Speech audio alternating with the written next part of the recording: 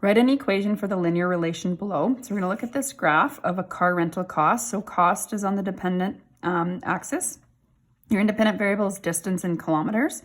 So to do this, we're going to kind of use this formula to write an equation. So we're going to have the dependent variable, so that's C. So we're going to use cost. We need to identify our variables. So we're going to let C equal cost. Along the bottom here, we've got distance. So that's going to be our independent variable. So we use a D. So D can equal distance.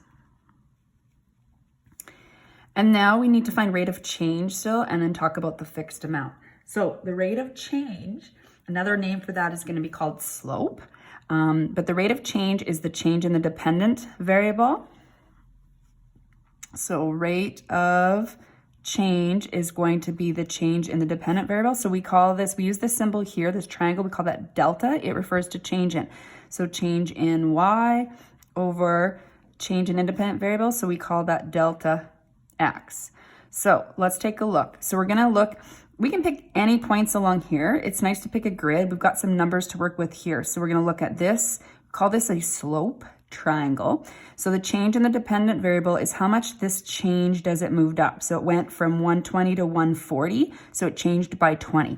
So we have 20 and its cost is dollars. So it's $20. The change in the independent variable is this distance here. So it went from 300 to 400. So that's a difference of 100 kilometers. So we call that the rate of change. So if we take 20 divided by 100, we're going to get 0.2, it's money, so we want 2 decimals, per kilometer. So this means 20, sorry, you can't see that there. So 20 divided by 100, right, is $0.2 or 20 cents per kilometer. That's our rate of change.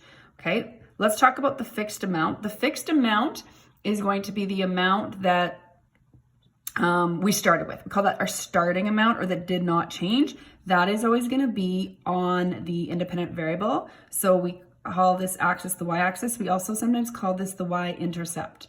Okay, so the fixed amount is always your starting amount. Okay, start amount.